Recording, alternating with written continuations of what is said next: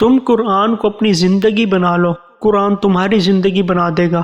قرآن پاک کا پڑھنا ثواب کا باعث ہے، قرآن پاک کو سمجھنا برکت کا باعث ہے، اور قرآن پاک پر عمل کرنا نجات کا باعث ہے۔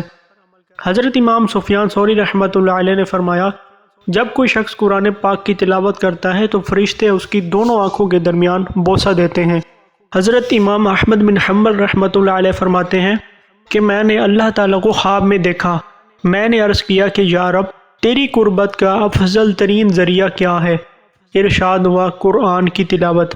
میں نے عرض کیا کہ سمجھ کر یعنی تلاوت کرنے سے یا بغیر سمجھے؟ اللہ پاک نے ارشاد فرمایا دونوں طرح سے۔ صحابہ کرام کے شاگردوں کا عشق قرآن۔ حضرت اکرمہ رحمۃ اللہ علیہ قرآن مجید پکڑ کر اپنے چہرے پر رکھا کرتے تھے اور رویا کرتے تھے اور کہتے تھے کہ یہ میرے رب کی کتاب ہے، یہ میرے رب تعالیٰ کا کلام ہے۔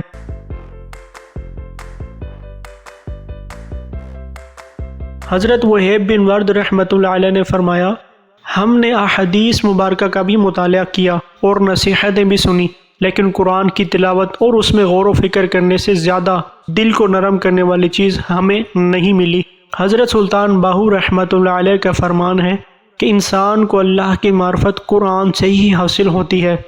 قرآن اپنے پڑھنے والے کی اس طرح تربیت کرتا ہے کہ انسان کو احساس بھی نہیں ہوتا، پھر وہ اپنی ہنسی مذاق کو کم کر دیتا ہے اور اس کی باتوں میں مٹھاس اور فصاحت ظاہر ہونے لگتی ہے۔ وہ اپنی باتوں میں سے ان الفاظ کو نکال دیتا ہے جو اس کی گفتگو کے لائق نہیں ہوتے، حتیٰ کہ وہ وقت ضائع ہونے والی مجالس کو بھی چھوڑ دیتا ہے اور ان فضول کاموں کو بھی جو ان مجالس میں کیا کرتا تھا۔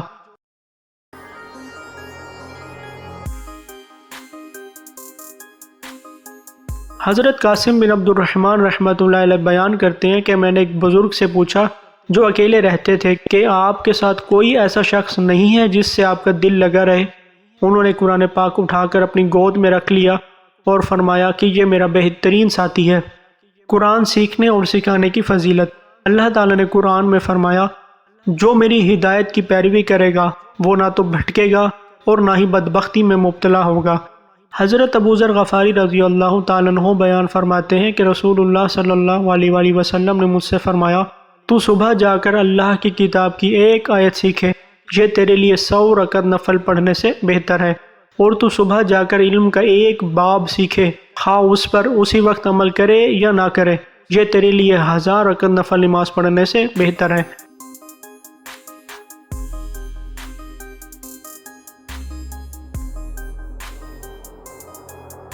حضور صلی اللہ علیہ وآلہ وسلم نے فرمایا، جو شخص قرآن کے علاوہ کسی اور کتاب سے ہدایت تلاش کرے گا اللہ تعالیٰ اسے گمراہ کر دے گا۔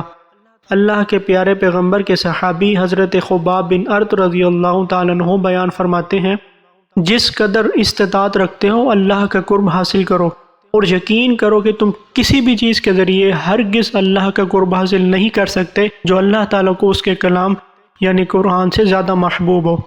اس کتاب یعنی قرآن میں حلال اور حرام کے احکامات کو بڑے واضح انداز میں بیان کیا گیا ہے۔ اس اعتبار سے یہ کتاب روشنی اور نور ہے، ہدایت کا چمکتا چراغ ہے، بیمار دلوں کے لیے شفا ہے۔ جن ظالموں نے اس کتاب کی مخالفت کی اللہ تعالیٰ نے ان کی کمر توڑ ڈالی، اور جن لوگوں نے اس کتاب کے علاوہ کسی اور کتاب سے ہدایت تلاش کی تو وہ گمراہ ہوا۔ اس کتاب کے فوائد کی کوئی انتہا نہیں۔ یہ کتاب یعنی قرآن تلاوت کی کثرت کے باوجود کبھی پرانی نہیں ہوتی۔ نبی کریم صلی اللہ علیہ وآلہ وسلم نے ارشاد فرمایا، میری امت کی افضل ترین عبادت قرآن کی تلاوت ہے۔ حدیث مبارکہ ہے، اللہ تعالیٰ نے مخلوق کی پیدائش سے 1000 سال پہلے سورہ طٰہٰ اور سورہ یاسین کی تلاوت فرمائی۔ جب فرشتوں نے قرآن کریم کی آیات سنی تو کہنے لگے کہ اس امت کے لیے خوشخبری ہو جن پر یہ آیات نازل ہوں گی، ان سینوں کے لیے خوشخبری ہو جو اسے یاد کریں گے، اور ان زبانوں کے لیے خوشخبری ہو جو انہیں پڑھیں گے۔ حضرت ابو امامہ باہلی رحمۃ اللہ علیہ فرماتے ہیں کہ قرآن کریم ضرور پڑھا کرو، اللہ تعالیٰ اس شخص کو عذاب نہیں دے گا جس کے سینے میں قرآن ہو۔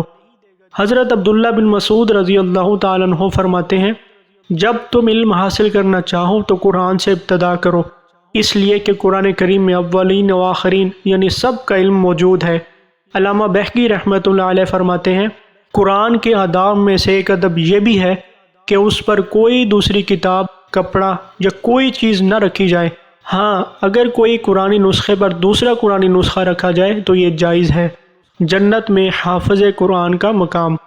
نبی کریم صلی اللہ علیہ وآلہ وسلم کی حدیث مبارکہ ہے، قرآن پڑھنے اور اسے حفظ کرنے والے سے کہا جائے گا کہ قرآن پڑھتا جا اور چڑھتا جا اور اس طرح آہستہ آہستہ تلاوت کر جس طرح تو دنیا میں آہستہ آہستہ پڑھتا تھا، پس تیرا مقام وہ ہوگا جہاں تیری تلاوت ختم ہوگی۔ فرمان مصطفیٰ ہے، اپنی اولاد کو 3 اچھی باتوں کی تعلیم دو۔ نمبر 1 اپنے نبی کی محبت، نمبر 2 قرآن پاک کی تعلیم، اور نمبر 3 اہل بیت کی محبت۔ مسائل کے حل کے لیے خوبصورت وظائف، خوابوں کی تعبیریں، انبیاء کرام کے سچے واقعات، صحابہ کرام اور اہل بیت کی مبارک ہستیوں کی سیرت طیبہ اور اللہ کے ذکر پر مشتمل مکمل سیریز کو حاصل کرنے کے لیے ہمارے چینل کو سبسکرائب کرنا مت بھولیے۔ جزاک اللہ۔ ہماری ویڈیوز کو پورا دیکھیں۔ آپ کو اپنی رائے کا اظہار ہمارے کامنٹ سیکشن میں کریں تاکہ ہم اپنے ویڈیو کو مزید بہتر کر سکیں۔ اپنا بہت سارا خیال رکھیے گا۔ اللہ حافظ۔